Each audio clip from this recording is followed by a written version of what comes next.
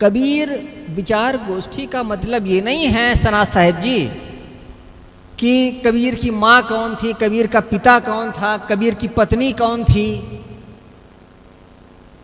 वो तो फर्जी बातें हैं। देवेंद्र साहब जी ने एक ढेला मार दिया है और ढेला मार दिया तो भाई ढेला तो जवाब देना ही पड़ेगा, क्योंकि सनात दास ऐसा है, कोई ढेला मार करके और चाहे कि सनात दास चुप रहे, ये होने वाला नहीं है। कबीर विचार गोष्ठी का मतलब ये नहीं है सनात साहिब जी कि कबीर की माँ कौन थी, कबीर का पिता कौन था, कबीर की पत्नी कौन थी। वो तो फर्जी बातें हैं। वो तो एक धुंध क्रिएट की जा रही है कबीर के चारों तरफ, इसलिए ताकि एक दूसरा कबीर उत्पन्न न होने पाए। 60 बरस 70 बरस तक कोई ये खोज करता रहे कबीर की माँ कौन थी, कबीर का पिता कौन था। भाई इसका क्या मूल्य है? कौन किसका पिता है? अपने बाप का नाम मत पता है, वही बड़ी बात है। असली है कि नहीं ये भी नहीं शंका है।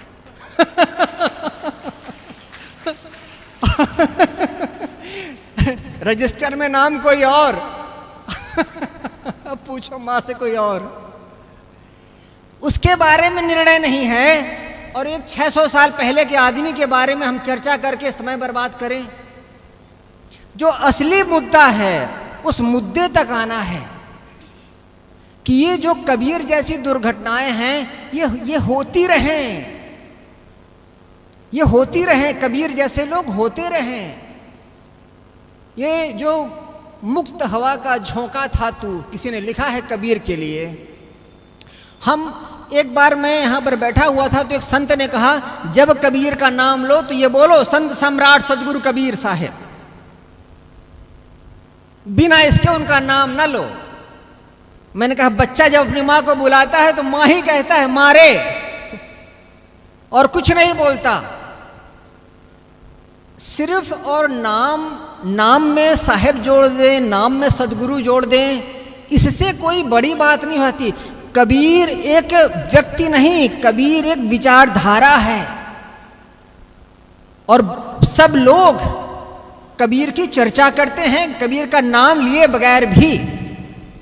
और कबीर की एक आवाज थी, डेमोक्रेसी, लोकतंत्र, सबके पास सब तरह का अधिकार हो। राजा बनना चाहो राजा बनो, पंडित बनना चाहो पंडित बनो, जुलाहा बनना चाहो जुलाहा बनो।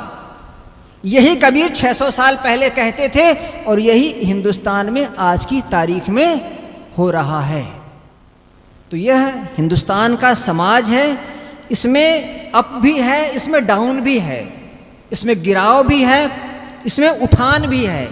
हमें उठान को ही आगे उठाना है। इस अवसर पर आपने मुझे अपनी बात कहने का अवसर दिया, आपको बहुत बहुत धन्यवाद। आप सभी को प्रणाम करते हुए मैं अपनी बात को यहीं पर विराम देता हूँ। परम विद्वान आदरणीय देवेंद्र साहब जी ने एक ढेला मार दिया है और ढेला मार दिया तो भाई ढेला तो जवाब देना ही पड़ेगा, क्योंकि सनात दास ऐसा है, कोई ढेला मार करके और चाहे कि सनात दास चुप रहे, ये होने वाला नहीं है। कबीर साहब को समझने के लिए सबसे पहले ये तो जानना पड़ेगा ना कबीर साहब कौन थे, कि उसको कुछ भी नहीं आना चाहेंगे, कि भूल जाना चाहेंगे।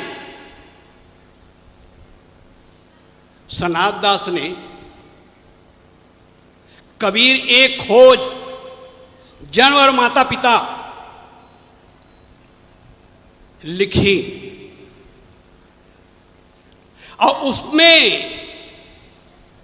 तमाम इतिहास, साहित्य, तमाम प्रकार के अध्ययन करने के बाद मैंने किसी के पीछे नहीं चला।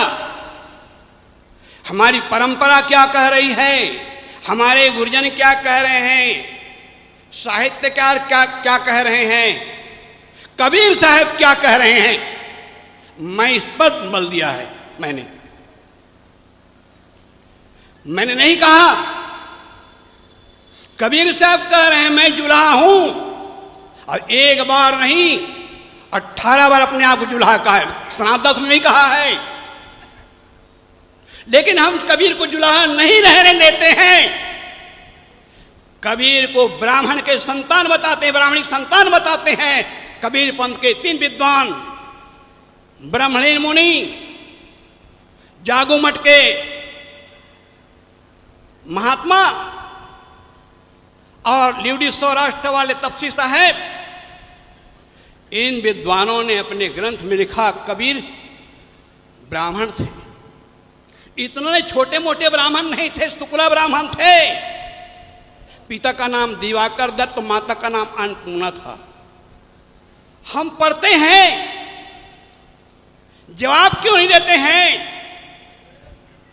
आसमान से उतरा, हम सुनते हैं, पढ़ते हैं, जवाब क्यों नहीं देते हैं? विधवा ब्राह्मणी से पैदा हुए, हम पढ़ते हैं, जवाब क्यों नहीं देते हैं? इसलिए मैंने जवाब दिया, कबीर पाए नहीं गए थे। कबीर कोई ब्राह्मणिक संतान नहीं थे। कबीर सुखदेव के अवतार नहीं थे, प्रहलाद के अवतार नहीं थे, ध्रुव के अवतार नहीं थे। कबीर एक जुलाहे थे, नीरू नीमा के संतान थे। नीरू नीमा को क्यों अलग किया गया? ये हम लोग इतने संकुचित हैं, इतने संकुचित हैं। यहां तो इतना जातिवाद है, जस केले के पात पात पर पात, और वैसे हिंदू के जात जात पर जात, और गधे के लात लात पर लात है। इस धारणा के आधार पर, इस धारणा के कारण हमने कबीर साहब को माता नीमा के कोख से जन्मा नहीं माना। पूज्य साहब जी ने लिखा, किस आंचल में जन्म लिए तुम कोई पता नहीं पाया। और मैंने लिखा, नीमा के आंचल में जन्मे, नीरू के तुम थे प्यारा। अब पालन पोषण जहां हुआ, जहां पर पर्णकुटी की थी छाया। नीरू नीमा औरत संतान थे, पाए नहीं गए थे। सज्जनों, मेरे पास समय का तकाजा है। जिन सज्जनों को चाहिए, मेरी पुस्तक कबीर एक खोज, जन्म और माता पिता मेरे आसन में रखे हुए हैं। जो चाहेंगे, कुछ कापियां होगी, जो पहले आएगा मैं फ्री में दूंगा। ये भाई थोड़े से है, लेकिन जो पहले आ जाएगा। इसलिए मैं इस विषय को ज़्यादा नहीं बढ़ाना चाहूँगा, क्योंकि इस पर मेरे डिबेट आप देखिए। हमारे जो है कहना चाहिए यतीन साहब जी ने, और हमारे श्री गुरुभूषण साहब जी के उनके साधक ने नागपुर में हमने के रिकॉर्डिंग किया है, उसको आप देखिए। आप यूट्यूब में देखिए। मैं ज़्यादा नहीं बताना चाहता हूँ। तो कबीर साहब के जन्म और माता पिता के बारे में निर्भ्राम ये बोध होना चाहिए कि कबीर साहब कौन थे, और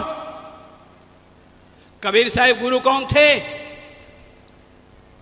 300-400 साल से लटे चले आ रहे थे रामानंद और रामानंद मूर्ति पूजक, अवतारवाद कट्टर समर्थक, वर्ण व्यवस्था के समर्थक, ब्राह्मणवाद के पोषक, आनंद भास, रामानंद का आनंद भास में उदाहरण दे कबीर रामानंद पर।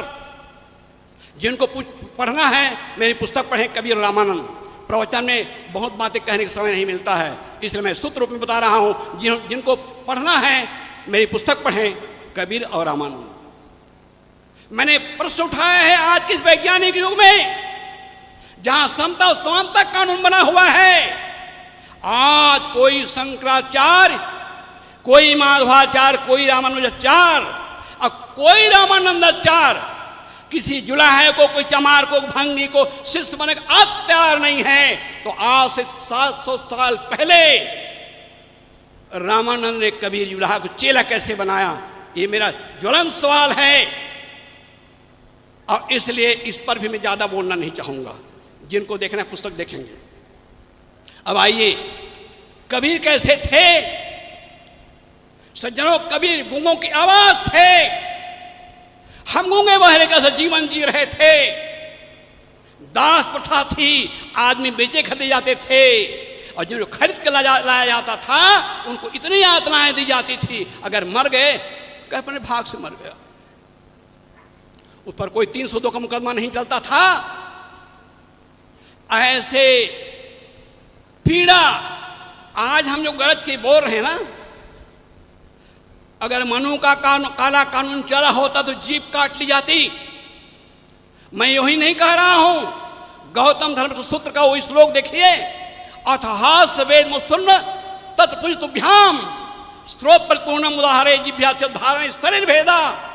शूद्र के कान में वेद के मंत्र पड़ जाए, उसे खोलता हुआ तेल उसमें डाल देना चाहिए, उच्चारण करने पर जीभ काट ली जानी चाहिए, और याद करने पर उसके 2 टुकड़े कर जान से मार डालना चाहिए। ऐसा कानून जब चल रहा था, ऐसे संक्रमण समय में, मुझे गुरुदेव पंक्ति है, ऐसे संक्रमण समय में सम्राट संत एक आए, अब मानव को मानवता का वे निर्मल पाठ पढ़ाए। कबीर साहब ने कहा, एक साहब जी पंक्ति, एक जाति है, एक धर्म है, एक तुल्य है आत्म, कहा एकता का तुमने है मानव मध्य महात्म। ज्येष्ठ पूर्णिमा की गर्मी में आए गर्मी लेकर, अब फटकारा सारे दंभी को प्रेम फुहारा देकर। वज्रा दब थे कठिन मगर कुसुमा दब कोमल मन था, रहे सत्य के पथिक सत्य जाता सत्य तेरा धन था। एक गुरुदेव की पंक्ति है। पिछले जब मैं आया था और तब मैंने कहा था यूटोपिया, कबीर का चिंतन क्या था, कबीर कैसी व्यवस्था चाहते थे। कबीर ऐसे चाहते थे, ऐसा राज चाहते थे जैसे संत रैदास ने कहा। रैदास कबीर साहब के अभिन्न मित्र थे। वो रैदास जी कहते हैं, ऐसा चाहूं राज मैं, मिले सबन को अन्न, और छोट बड़ो सब सम बसे रैदास रहे प्रसन्न। और कबीर साहब क्या कहते हैं, मैं ऐसा अमरपुर देश की परिकल्पना करता हूं जहां ब्राह्मण क्षत्रिय न शूद्र वैश्वा, ब्राह्मण ना हो, क्षत्रिय ना हो, वैश्य ना हो, शूद्र हो, आदमी आदमी हो। और मुसलमानों में जो माने गए शेख सैयद मुगल पठान, मुगल पठान सैयद शेखवा, आदमी आदमी है। कबीर साहब वर्णाश्रम व्यवस्था को स्वीकार करते हैं, जो हिंदू धर्म का एक प्रकार से प्राण है, उस प्राण पर हमला करते हैं, उस प्राण को निस्ताबूत करते हैं। आदमी आदमी है, जन्म से कोई छोटा नहीं है, आदमी से बड़ा, आदमी जन्म से कोई बड़ा नहीं है। काशी में कबीर साहब ने चैलेंज किया, तुम ब्राह्मण कैसे हो गए? कम बड़ी बात है। आज से 600 साल पहले पैदा होने वाले कबीर ने काशी में चैलेंज साथ कहा था, तुम ब्राह्मण कैसे हो गए, हम शूद्र कैसे हो गए? क्या तुम्हारे शरीर में दूध की धारा बहती है? हमारे शरीर में लोहू है। हम का तो लोहू, तुम का दूध, और तुम का ब्राह्मण, हम का सूद। पंडित जनेऊ दिखाने लगे। कबीर साहब ने क्या जनेऊ दिखाते हो? जनेऊ किसने बनाया? चरखा चलाई, तकली चलाई? हम घर सूत तो नहीं निताना, सूत हम तैयार करते हैं, और हमारे बनाए सूत को अपने गले में लटकाकर हमें अछूत कहते हो। कितना बड़ा कलेजा रहा होगा, कितना बड़ा कलेजा रहा होगा कबीर ने, जो ऐसा दहाड़ कर काशी में कहा था। और हम आज कबीर पंथी चुपके चुपके कितने, मुझे कहना पड़ता है, आज हमारे कितने प्रवक्ता हैं, उनके 2-2.5 घंटा के प्रवचन में कबीर साहब कहीं भूले भटके के नाम आ जाए तो आ जाए, वो नाम तक नहीं लेना चाहते, डर लगा है।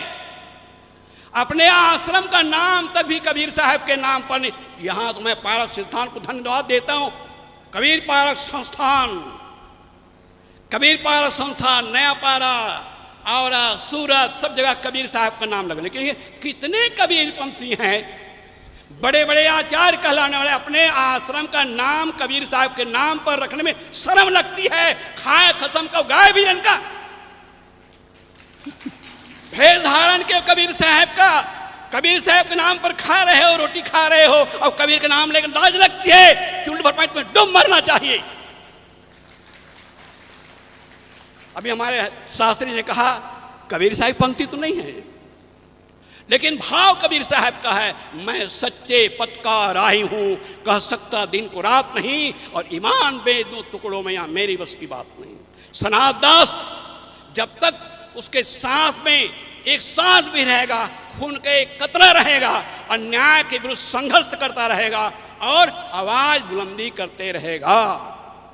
मेरा 1 मिनट समय बाकी है, मैं विराम देता हूं। आप लोगों ने मेरी बातों को धन्यवाद सुने, अब कहीं गलती हो तो क्षमा करेंगे। बोले सदु कबीर साहेब की जय।